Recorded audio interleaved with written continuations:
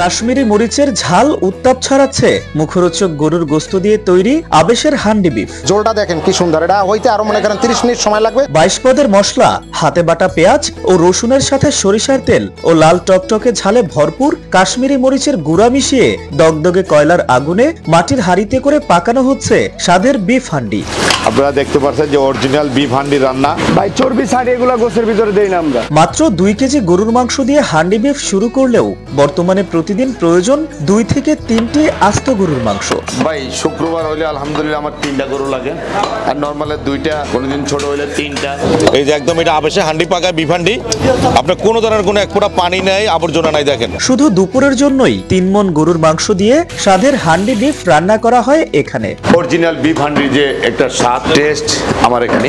হান্ডি বিফটা আসলে মানে যেরকম ভাবছেন এরকমই, হান্ডি পরিমাণ সলিড গোস্ত ছিল, ওভারঅল আলহামদুলিল্লাহ ভালোই ছিল। হরেক রকমের মশলা ও সুমন মিয়ার হাতের জাদুকরি স্পর্শে চর্বি ও ছাড়বিহীন ফ্রেশ গরুর গোস্ত দিয়ে পাকানো হান্ডি বিফের স্বাদের গন্ধ যেন ছড়িয়ে পড়েছে সমগ্র ঢাকা শহরের অলিতে গলিতে। খুবই সুন্দর, আজকের খাবারগুলো খুব সুন্দর হয়েছে এবং আমরা হান্ডি বিফ খাইছি, খুব সুন্দরভাবে রান্নাটা হয়েছে এবং খাইতে খুবই মজা পাইছে। আমার ফ্যামিলি সবাইও অনেক মজা পাইছে। ইউটিউব দেখে এই মুখরোচক স্বাদের গন্ধে মাতোয়ারা হয়ে পঙ্গপালের মতো ভিড় করছে এই হান্ডি বিফের দোকানে। খুবই ভালো লাগছে। আমার হাজবেন্ড ইউটিউবে সার্চ করে রামপুরা থেকে আমরা এখানে আসছি খাওয়ার জন্য।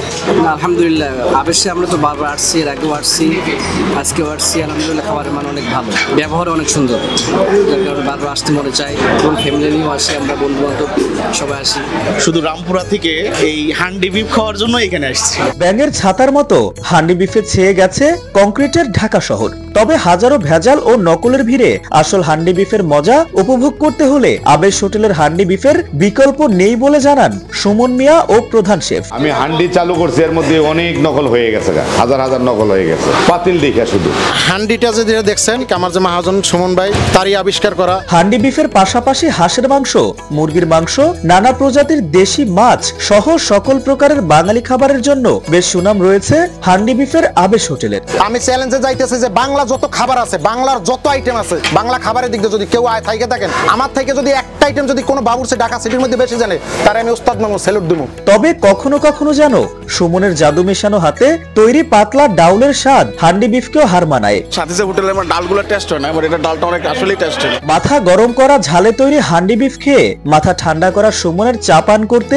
রীতিমতো মুখিয়ে থাকেন ভোজন রসিক ভোক্তারা। চাটা সবচেয়ে বেস্ট, চা খাইতেই আসবে। 24 ঘন্টা খোলা সুমন মিয়ার বিখ্যাত আবেশ হোটেলে কোনো ধরনের বাসি খাবার বিক্রি করা হয় না। খাবার বেঁচে গেলে সেগুলো গরিব দুঃখীদের মাঝে বিলি করে দেন। তরতাজা খাবার গ্রহণের জন্যই ভোজন রসিকরা এখানে ভিড় করেন বলে জানান আবেশ হোটেলের মালিক সুমন মিয়া। খোলা থাকে সারাদিন চলে, আমার এখানে বাসি কোনো খাবার পাবেন না। রান্না শেষ হইতেছে, রান্না চলতেছে, এটাই বিষয় মূল। কিন্তু অফলাইনের পাশাপাশি অনলাইনেও ভোক্তার দোরগোড়ায় পৌঁছে দিচ্ছেন হান্ডি বিফ। কলকাতায় বেড়াতে গিয়ে ট্রেনিং নিয়ে 2019 সালে মাত্র 2 কেজি মাংস দিয়ে শুরু করলেও এখন প্রতিদিন লাগে প্রায় 2 থেকে 3টা গরু।